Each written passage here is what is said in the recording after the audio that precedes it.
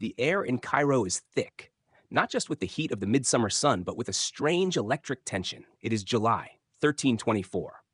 In the bustling markets of the Al Fustat district, the street vendors are used to chaos. But today, the noise has changed. It is no longer the sound of haggling, it is the sound of disbelief. A man leans over a wooden stall, his hands trembling. He holds a single gold dinar. Yesterday, this coin could buy a family's grain for a month. Today, the merchant shakes his head. He demands 2 coins, then 3. Behind him, the crowd is swelling. Thousands of strangers have arrived from the west, trailing the scent of expensive musk and the dust of 1,000 miles. They aren't soldiers. They aren't invaders. They are pilgrims. And they are carrying so much gold that the very concept of value is beginning to melt. In the center of this golden storm sits one man. He is silent, draped in silk, surrounded by a private guard of 500 men, each carrying a staff of solid gold. He believes he is performing an act of ultimate piety. He believes he is sharing a blessing. He has no idea that by sunset, he will have accidentally wiped out the life savings of every person in the city. He has no idea that the markets of the Mediterranean are about to seize up. How does one man become so wealthy that his mere presence acts like a financial nuclear weapon? How does a gesture of pure generosity trigger a decade-long depression? This is not a story of a conqueror or a tyrant. It is a story of a man who had everything, gave it away, and in doing so, broke the world. This is the story of Mansa Musa, the richest man who ever lived, and the day he accidentally destroyed an empire. To understand the tragedy of 1324, we have to understand where this wealth began. We have to look at the Mali Empire. In the early 14th century, Europe was a fractured mess of plague, local feuds, and muddy backwaters. But in West Africa, a massive, sophisticated superpower was quietly breathing. Mali was a land of 300 cities, anchored by the legendary Timbuktu. Mansa Musa was not born to be the king. He was a deputy. In 1312, the previous ruler, a man named Abu Bakr II, became obsessed with the edge of the world. He took 2,000 ships and sailed into the Atlantic Ocean, never to be seen again. Musa was left with the keys to the kingdom. And what a kingdom it was. The economy of Mali was built on a simple, brutal geographic reality, the salt for gold trade. To the north, in the Sahara, men carved slabs of salt out of the earth. To the south, in the forests of Bambouk and Wangara, gold was so plentiful it was practically a weed.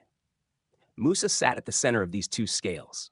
He didn't just tax the trade, he owned the source. At the time, historians estimate that Mali produced half of the entire world's supply of gold.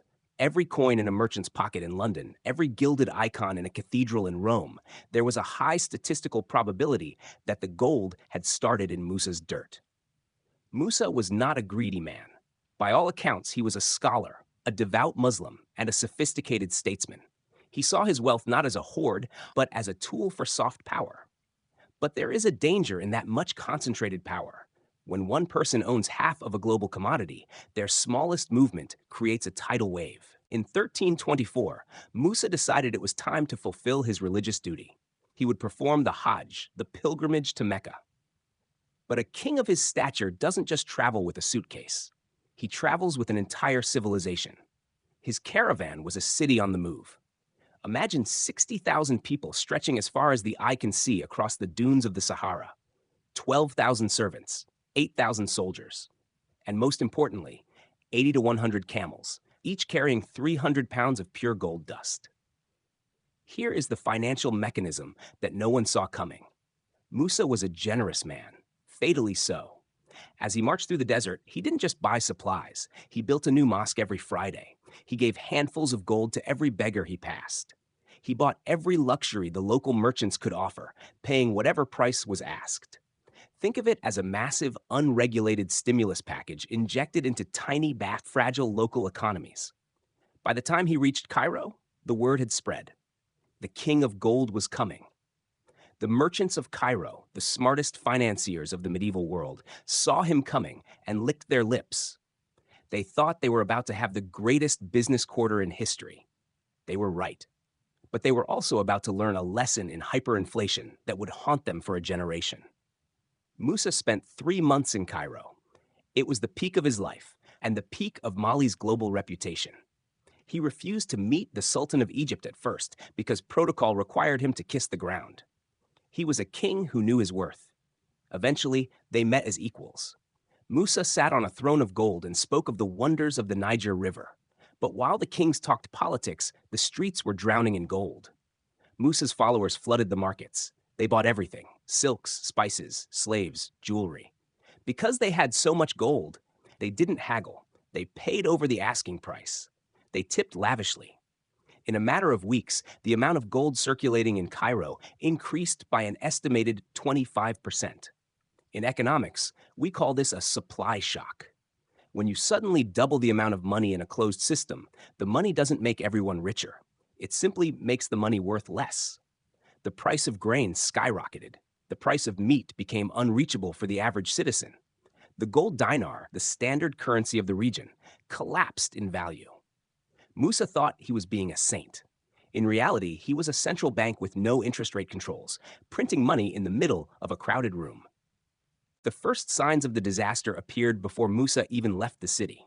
The advisors to the Sultan began to realize that their treasury, which was held in gold, was suddenly worth significantly less than it was a month ago. The purchasing power of the state had evaporated. The people who suffered most were the quiet ones: the laborers, the teachers, the widows, people who lived on fixed incomes or small savings. Their gold was now just heavy yellow metal that couldn't buy a loaf of bread.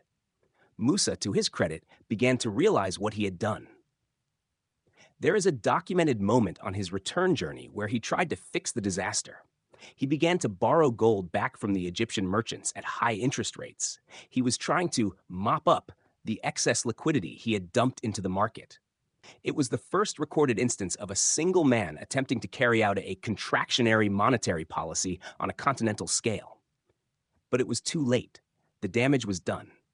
The gold markets of the entire Mediterranean, from Morocco to Italy, remained depressed for 12 years. Musa returned to Mali as a legend. He brought back architects from Spain and scholars from across the Islamic world. He built the great mosque of Djinguereber, which still stands today. He turned Timbuktu into the intellectual capital of the world.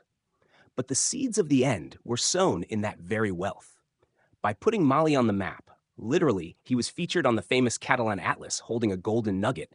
He showed the world exactly where the treasure was hidden. He had created a target. After his death in 1337, the empire began the slow, painful process of fragmentation. His sons could not manage the scale of the economy. The neighbors, specifically the Songhai Empire, looked at the wealth of Mali and saw a prize worth taking. But more importantly, the gold shock of 1324 had changed the way the world saw money. It proved that wealth wasn't about what you had in the ground. It was about what you could do with it. We live in an age of billionaires. We see individuals whose net worth is larger than the gross domestic product of entire nations. We often wonder, what is the limit? Mansa Musa is the answer to that question. He was a man of immense character, a man of faith, and a man of peace. He did everything right. He shared his wealth. He invested in education. He didn't build an army to conquer. He built a caravan to pray. And yet, because he held too much of the world's value in one hand, his simplest gesture of kindness became a catastrophe. The lesson of the gold pilgrimage is a sobering one for our modern markets. It tells us that systemic fragility is the shadow of concentrated wealth. When the system is too reliant on one source, one person, or one commodity, the richest man isn't just a success story. He is a single point of failure. Mansa Musa's gold eventually left Egypt. The markets recovered. The mosques he built remained. But the world never forgot the time a single human being walked across a desert and, with a smile and an open hand, accidentally brought an economy to its knees. Final screen. Mansa Musa's wealth, adjusted for inflation, is estimated at over $400 billion.